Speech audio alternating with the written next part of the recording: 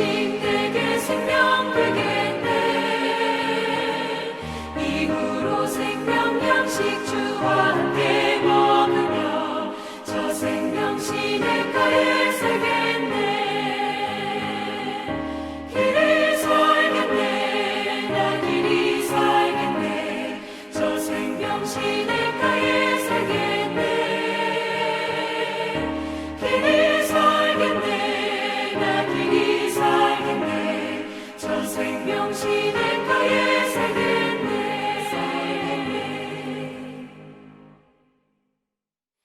할렐루야. 오늘도 하나님께서 주신 복된 날입니다. 오늘 아모스 9장 13절에서 15절의 말씀으로 우리 젖과 꿀이 흐르는 땅이란 제목으로 아모스의 마지막 말씀을 드리고자 합니다. 먼저 하나님의 말씀을 읽겠습니다. 아모스 9장 13절에서 15절의 말씀입니다. 여호와의 말씀이니라. 보라, 날이 이를지라. 그때에 파종하는 자가 곡식 추수하는 자의 뒤를 이으며 포도를 밟는 자가 씨 뿌리는 자의 뒤를 이으며 산들은 단 포도주를 흘리며 작은 산들은 녹으리라. 내가 내 백성 이스라엘이 사로잡힌 것을 돌이키리니 그들이 황폐한 성읍을 건축하여 거주하며 포도원들을 가꾸고 그 포도주를 마시며 과원들을 만들고 그 열매를 먹으리라. 내가 그들을 그들의 땅에 심으리니 그들이 내가 준 땅에서 다시 뽑히지 아니하리라. 네 하나님 여호와의 말씀이니라. 아멘. 주님의 평강을 빕니다. 오늘 아모스 9장 13절에서 15절의 말씀을 가지고 젖과 꿀이 흐르는 땅이다는 제목으로 하나님의 말씀 전해드리고자 합니다. 사실 아모스 선지자가 말한 것이 젖과 꿀이 흐르는 땅, 그게 우리가 생각하고 있는 그런 땅은 아니지만 궁극적으로 하나님께서 우리에게 주시고자 하는 그 상징적인 의미의 언어로서 젖과 꿀이 흐르는 땅, 그게 바로 아모스 선지자가 가진 그 이스라엘 백성에 대한 비전과 우리가 가진 예수 그리스도로 말미암는 비전과 동일한 비전이 아닌가, 이런 생각이 듭니다. 아모스 선지자는 아모스서를 쓸 때 제단 곁에서 하나님의 말씀을 들었습니다. 오늘 이 9장 마지막 장인 9장 초반만 하더라도 거기에 하나님께서 예비하신 것은 무시무시한 재앙이었습니다. 그 재앙이라고 하는 것은 제단의 기둥을 쳐서 문지방이 흔들리고 또 기둥들이 부서져서 거기에 예배하는 무리들의 머리에 떨어지게 하라는 것이었어요. 그런데 마지막 이 오늘 우리가 읽은 9장의 마지막 부분에는 바로 남은 자들에 대한 희망을 이야기하고 있다는 것이죠. 아모스 9장에 전적으로 완전히 다른 두 개의 이미지가 함께 있는 걸 보게 됩니다. 바로 지난 시간에 다윗의 무너진 장막을 회복하시겠다는 말씀을 필두로 바로 지난 시간에는 이스라엘의 국가를 재건해 주시겠다고 말씀하지 않으셨습니까? 근데 오늘 우리가 읽은 13절에서 15절의 말씀은 국가가 아니라 이스라엘 백성이 돌아와서 살게 될 그 땅에 대한 축복을 하고 있습니다. 그 땅에 어떤 일이 이루어지는가? 그래서 왜 남은 자를 거기에 두시는가? 사실 우리가 생각해 보면 모두가 죄인인데 어떤 사람은 남게 되는가? 이런 생각을 합니다. 그런 생각을 하면서 우리가 가진 한계를 가질 수밖에 없는데 그것은 우리가 이해할 수 없는 방편에 있어서 신비다, 이렇게 생각할 수밖에 없습니다. 그것은 하나님께서 결정하신 것이고 그런 모든 이유는 하나님 안에 있습니다. 그러나 하나님 안에 있는 그 이유 때문에 소망이 없는 우리에게 소망이 생겼다는 이 사실, 그게 큰 은총이 아닐 수가 없습니다. 신약에 와서 예수 그리스도로 말미암는 은총이 바로 동일한 은혜입니다. 예수 그리스도로 허락하신 바로 그 소망을 우리가 오늘 받아들여야 될 줄로 믿습니다.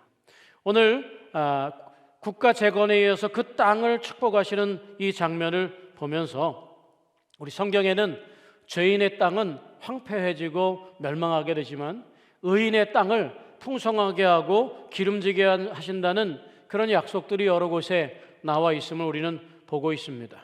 오늘 본문은 그러한 하나님의 약속을 말씀을 통해서 보증해 주고 있습니다. 오늘 아모스 마지막 이 소망의 말씀을 들으면서 우리가 얻어야 될 영적인 가치는 무엇이냐? 첫 번째, 그 날은, 그 소망의 날은 반드시 있고 또 반드시 온다는 사실을 우리가 믿어야 된다는 겁니다. 소망 없는 삶에 멈춰 있지 않고 그 소망의 날은 우리에게 반드시 기다리고 있습니다. 그날 주님이 오시는 날 혹은 이 메시아가 오시는 그날은 반드시 있고 또 그날은 반드시 온다라고 하는 거예요. 있는 것을 믿는 우리는 그날이 올 것을 분명히 믿게 되길 축복합니다. 13절의 첫부분에 이렇게 표현하고 있지 않습니까? 여호와의 말씀이니라 보라 날이 이를지라. 그날에 대한 이야기들은 계속해서 나왔어요. 그날은 심판의 날이지만 동시에 구원의 날이 되는 것, 그게 오늘 우리가 가진 신앙의 가치 아니겠습니까? 보라 날이 이를지라. 지금까지 선포되던 절망이 드디어 찬송의 날로 바뀌면서 선포되는 이 역전의 드라마가 여기에서 시작되고 있다는 거죠. 그날은 동일한 아침 해가 뜨는 날이라 할지라도 이전까지 있던 날과는 전혀 다른 새로운 날이 되더라라고 하는 겁니다. 그런 날은 반드시 있고 반드시 온다는 믿음. 그래서 여기 땅을 축복하시며 농사의 풍성한 수확을 그런 날에 약속하십니다.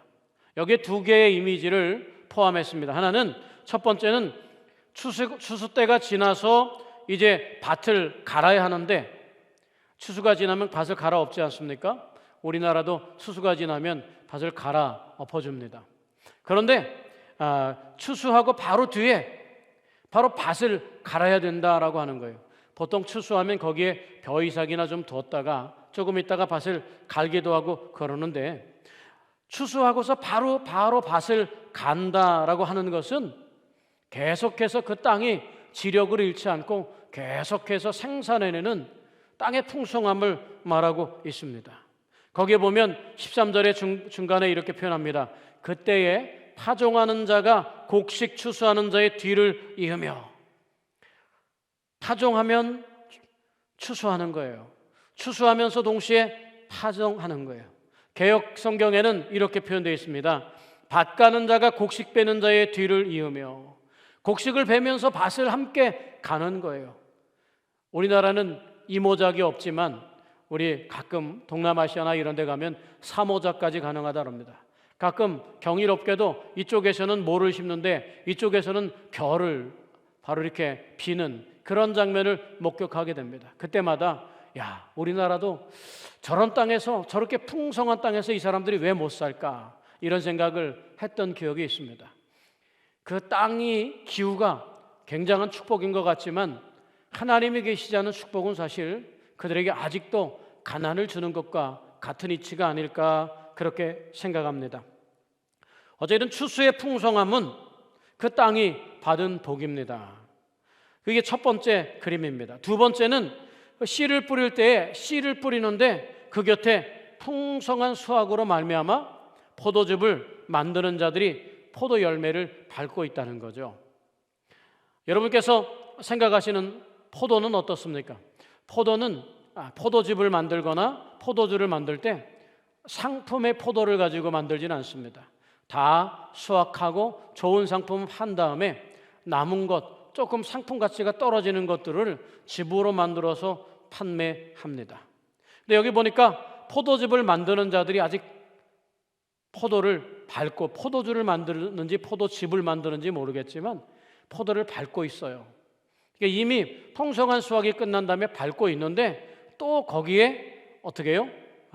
씨를 뿌리는 자가 뒤를 잇는다라고 하는 겁니다. 포도밭 사이에 씨를 뿌리는지는 모르겠지만 계속해서 끊이지 않는 풍성함, 결코 결핍이 없는 풍성함을 말씀해주고 있는 거예요. 이게 왜 낯설지만 왜 중요한가? 그동안에 노예로서, 종살이로서 살았던 그런 모든 고통의 시간에 단 한 번도 풍성해 본 일이 없던 사람들에게 지금 선포되는 이 풍성함이란 그야말로 그림과 같은 것이고 그야말로 상상을 초월하는 축복인 것입니다. 여기에 과장법을 넣었습니다. 바로 13절에 보면 산들은 단 포도주를 흘리며 작은 산들은 노구리라. 저는 이 말씀을 보면서 오늘 제목을 젖과 꿀이 흐르는 땅이라고 이렇게 했습니다. 젖과 꿀이 흐르는 땅은, 여러분 이스라엘 가나안 땅을 성지순례 해보신 분들은 아시겠지만, 이스라엘에 가서 나는 그 땅이 그렇게 마음에 들거나 그 땅이 멋지거나 그 땅이 그렇게 풍성해 보이지 않았습니다.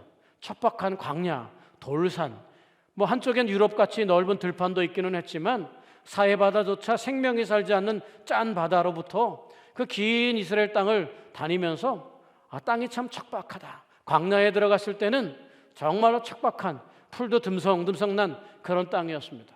그런데 그것을 하나님은 젖과 꿀이 흐르는 땅이다라고 선포해 주셨어요. 가나안, 젖과 꿀이 흐르는 땅을 그들에게 줬다는 거예요. 그러면 땅의 모양이나 땅의 기질이 젖과 꿀이 흐르는 땅이 아니라 하나님이 선포한 땅이기 때문에 젖과 꿀이 흐르는 땅인 줄로 믿습니다. 이스라엘은 그 땅을 믿음으로 받아들였고 그 땅에 들어가서 살 때 지금 보면 키부츠나 여러 곳에 아주 대단한 세계 최고의 과일을 또 농산물을 생산해내는 농장이 되었고요. 이스라엘이 작지만 세계를 움직이는 그런 강한 나라가 되었음을 보게 됩니다. 젖과 꿀이 흐르는 땅이란 그런 땅입니다. 여기 보니까 산들은 단 포도주를 흘리며, 산이 포도주를 흘릴 만큼 그렇게 풍성하다는 거죠. 작은 산들은 노그리라. 정말 얼마나 풍성함이 있어서 노그리라는 과장법, 이게 젖과 꿀이 흐르는 땅이 아니겠습니까? 그런 날은 우리의 영원한 시간 속에든 현실의 삶에든 그런 날은 반드시 있고 또 반드시 온다는 믿음. 아모스 선지자의 이 예언의 말씀, 처음에는 그렇게 멸망할 것 같이 절망을 말하던 아모스 선지자가 남은 자를 통해서 왜 남겨주는지는 모르지만 하나님께 원인이 있지만 하나님을 통해서 새롭게 회복되는 그런 날은 반드시 오고 또 반드시 있다는 것, 그게 우리가 오늘 받아들여야 할 믿음인 줄로 믿습니다. 두 번째는 오늘 말씀 가운데 다시 뽑히지 아니하리라는 축복이 있습니다. 오늘 14절에 보면 포로 생활에서 귀환하여 가지고 황폐한 성읍을 재건하는 내용들이 나옵니다. 황폐한 성읍을 재건하고 농사지을 터를 다시 회복하는 내용이 나옵니다. 성읍 건축과 새농사는 새로운 삶과 여정에 있어서 아주 중요한 것입니다. 그런데 이전의 축복과는 전혀 다른 축복을 하고 있습니다. 그게 뭡니까? 바로 내가 준 땅에서 다시는 뽑히지 아니하리라는 축복입니다. 14절에 보면 황폐한 성읍을 건축하며 거주하며 포도원을 가꾸고 그 포도주를 마시며 거한들을 만들고 그 열매를 먹으리라. 내 손으로 수고한 것을 먹는 축복, 내가 거주하는 축복이 있었어요. 포로로 떠돌이 생활하면서 이곳에 저곳에 끌려갔던 인생들이 자기 성읍을 갖고 자기 터를 갖고 거주하면서 거기에서 먹게 된다는 거예요. 안정된 삶을 산다는 거예요. 성읍이라고 하는 것은 그저 갑자기 쳐들어오는 적들로부터, 원수의 침략으로부터 막아주는 역할을 하지 않습니까? 든든한 성읍이 있기 때문에 안락하고 평안하고 안정된 평화의 샬롬의 삶을 살 수 있는 겁니다. 그런데 15절에 보니까 그들의 땅에 심으리니 그들이 내가 준 땅에서 다시 뽑히지 아니하리라, 이렇게 말씀하고 있어요. 한번 뽑힌 경험이 있지만 다시는 뽑히지 않는다는 것입니다. 그 축복의 터가 다시는 흔들리지 않는 풍성함과 견고함을 하나님이 허락해 주시는 겁니다. 그것은 처음 것보다, 처음에 가졌던 것보다 더 나은 새로운 이스라엘, 새로운 백성, 새로운 우리 인생이 되는 줄로 믿습니다. 젖과 꿀이 흐르는 땅은 우리가 알듯이 천국입니다. 또 젖과 꿀이 흐르는 땅은 영적인 가나안입니다. 그러한 날들을 믿으며 우리를 향한 하나님의 축복의 말씀을 우리가 기억해야 될 줄로 믿습니다. 하나님이 원하시는 것은 우리가 멸망하는 것이나 고통받는 것이 아니요, 우리에게 생명을 주고 풍성하게 하려 한다는 사실을 오늘 이 말씀을 통해서 우리가 결론적으로 받아들일 수 있습니다. 오늘 젖과 꿀이 흐르는 땅을 위해서 오늘 우리에게 요구되는 하나님의 말씀 두 구절을 제가 다시 한번 읽어드리면서 오늘 이 아모스에 대한 모든 새벽 예배의 강의를 마치고자 합니다. 이사야 65장 23절에 이런 표현이 있습니다.